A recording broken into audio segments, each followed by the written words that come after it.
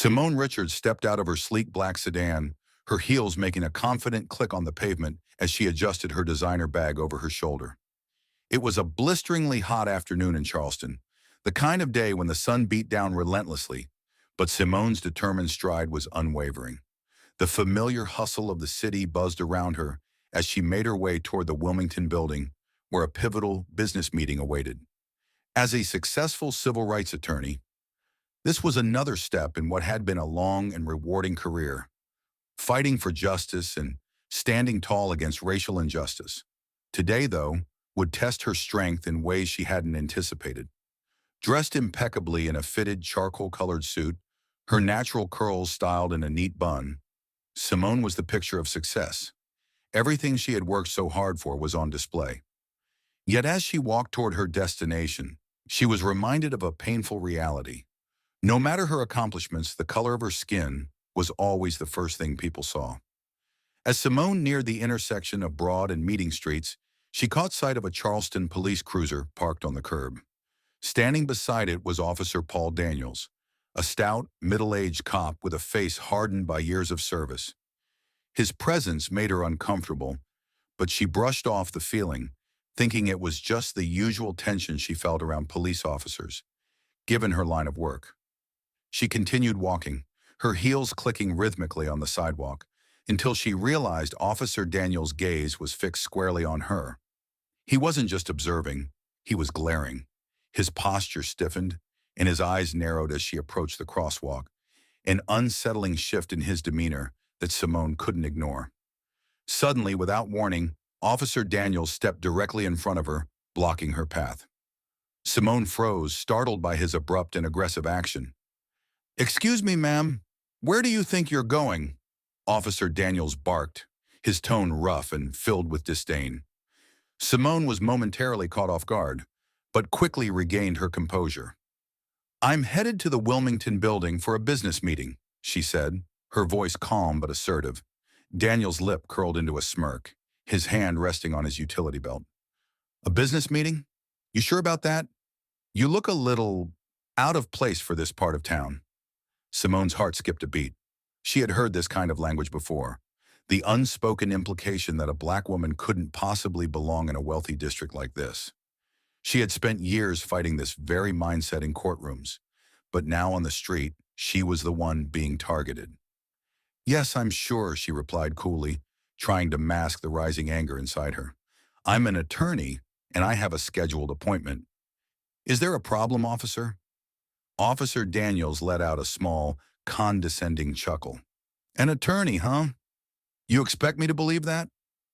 The tension thickened as passers-by began to take notice of the exchange. Simone felt a wave of embarrassment as people slowed their pace to watch the scene unfold.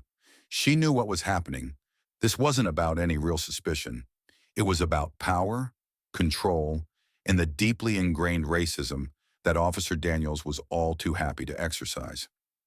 "I don't need you to believe anything. I know my rights," Simone said, her voice now laced with a sharper edge. Daniel's face hardened. "Well, I think you need to slow down and answer a few more questions," he sneered, stepping closer to her. His posture was intimidating, as if he was trying to provoke her into a confrontation. Simone's hands tightened around her bag's strap, her pulse quickening. "There's no reason for you to detain me. I'm not doing anything illegal." "That's not for you to decide," Daniel shot back, his voice dripping with condescension. "Now how about you show me some ID, or I'll be forced to assume you're up to no good." Simone's anger boiled beneath the surface, but she kept her expression calm, knowing that any sign of emotion could escalate the situation further. She carefully reached into her bag and handed over her driver's license, keeping her movements slow and deliberate. Daniel snatched the ID from her hand, his eyes scanning it with obvious skepticism. "Simone Richards, huh?" he muttered as though testing the name on his tongue. "Well, Simone, let's see if this checks out." Simone stood in silence as Daniels took his time looking over her ID, her heart pounding with a mixture of rage and fear. This was more than a routine stop. This was about degrading her, about making her feel powerless. But she wasn't powerless, and she wasn't going to let him strip her of her dignity. As Daniels continued to stall, drawing out the moment, a small crowd began to gather at a distance. Simone could feel their eyes on her, their judgment, their curiosity. She swallowed the lump in her throat, refusing to let the humiliation consume her. Just when Simone thought the ordeal couldn't get any worse, Daniel's radio crackled. He lifted it to his mouth, but before speaking into it, his eyes flickered back to her ID. Suddenly, his smirk began to fade, and his body language shifted. Daniels blinked, his brow furrowing as if something had clicked in his mind. His sneer wavered, and he glanced at Simone's ID once more. "Wait a second. Richards?" he mumbled, more to himself than to her. Simone said nothing, watching his demeanor change with growing interest. Daniel's face went pale as he stared at the name on the license, then back up at her. A bead of sweat appeared on his brow, and for the first time since their interaction began, he looked genuinely nervous. "Uh, Ms. Richards," he stammered, his voice suddenly lacking its earlier confidence. "I didn't realize—" Simone narrowed her eyes. "Didn't realize what?" Daniel's hand trembled slightly as he handed her ID back to her.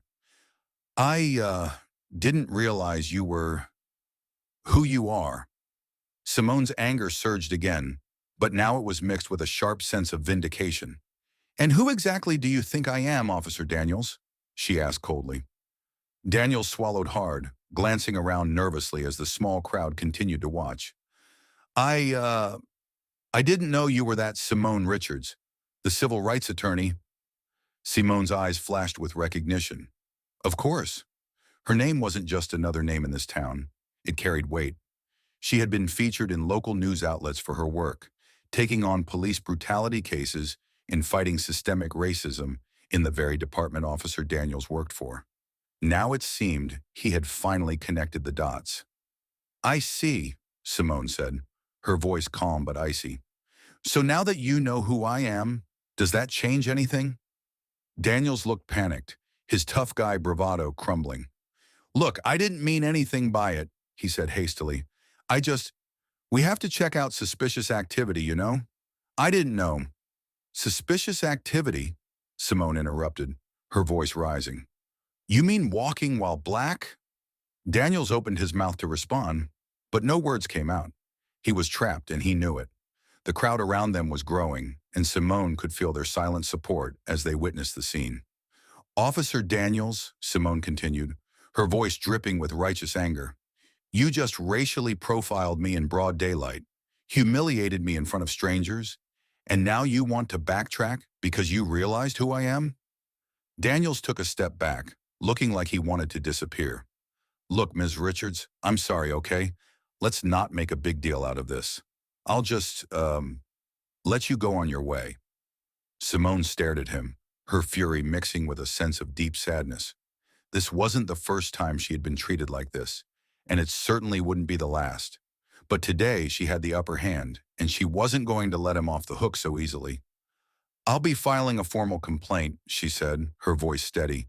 "You can expect to hear from my office soon." Daniel's face drained of color as he realized the full weight of her words. Simone didn't wait for him to respond. She turned on her heel and walked away, her heart pounding with both anger and a fierce sense of justice.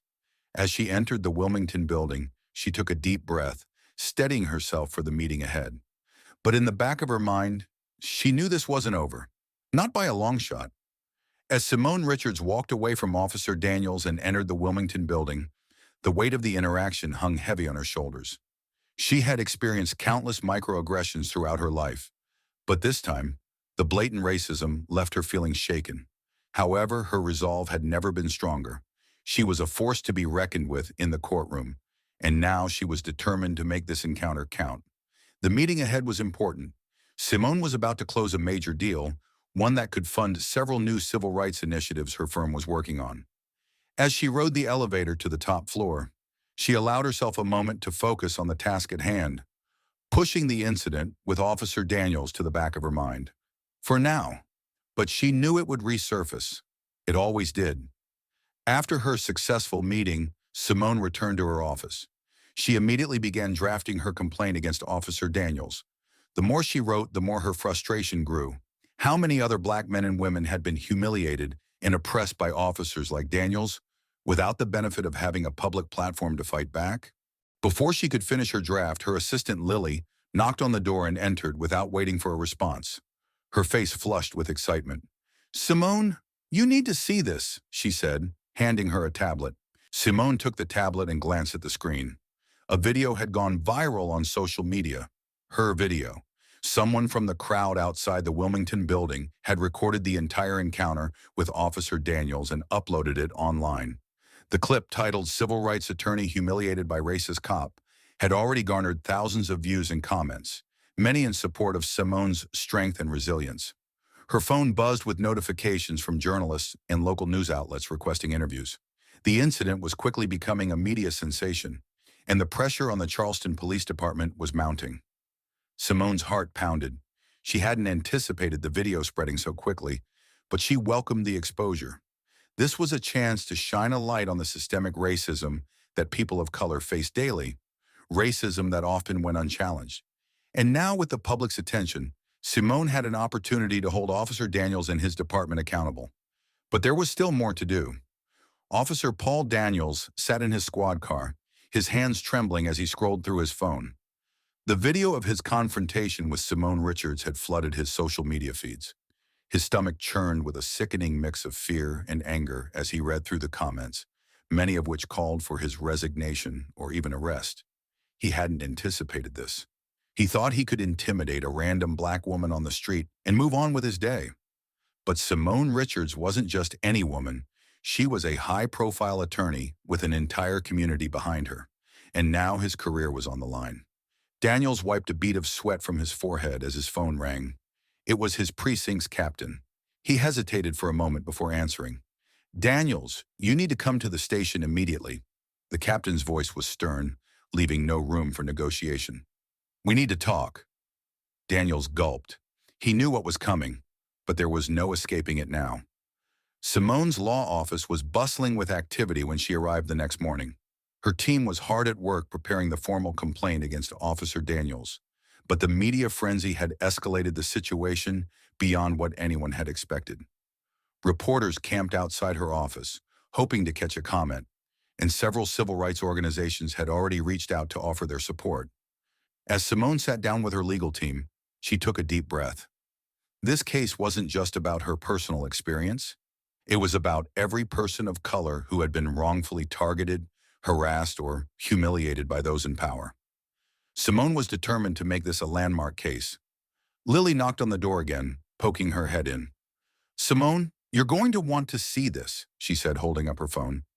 Simone's eyes widened as she saw the headline, "Charleston Police Officer Suspended Pending Investigation Following Viral Video." It had happened faster than she thought. The Charleston Police Department had issued a public statement acknowledging the incident and announcing that Officer Daniels had been suspended pending an internal investigation. The department promised a thorough review of its policies and procedures, though Simone knew that these promises were often empty. Still, it was a step in the right direction. Meanwhile, Officer Daniels sat in the captain's office, his face pale and his hands clenched into fists. The captain sat across from him, looking at him with a mix of disappointment and frustration. "Daniels, what the hell were you thinking?" the captain growled. "You humiliated one of the most prominent civil rights attorneys in the country. Did you think this wouldn't blow up in our faces?" Daniels stammered, trying to defend himself. "I didn't know who she was, sir. I thought she was just some black woman?" The captain interrupted, his voice dripping with anger. "That's the problem, Daniels. You didn't think. And now we're in the middle of a PR nightmare." Daniels hung his head, knowing there was no excuse for his behavior. The captain continued, his voice softer but still stern. "You're on suspension until further notice," he said. "And trust me, the department's looking for a way to save face here. You might not have a job to come back to." Daniels left the office, his mind reeling. His career was crumbling before his eyes, and there was nothing he could do to stop it. He had made a grave mistake, and now he was paying the price. Over the next few weeks, the incident continued to dominate the headlines.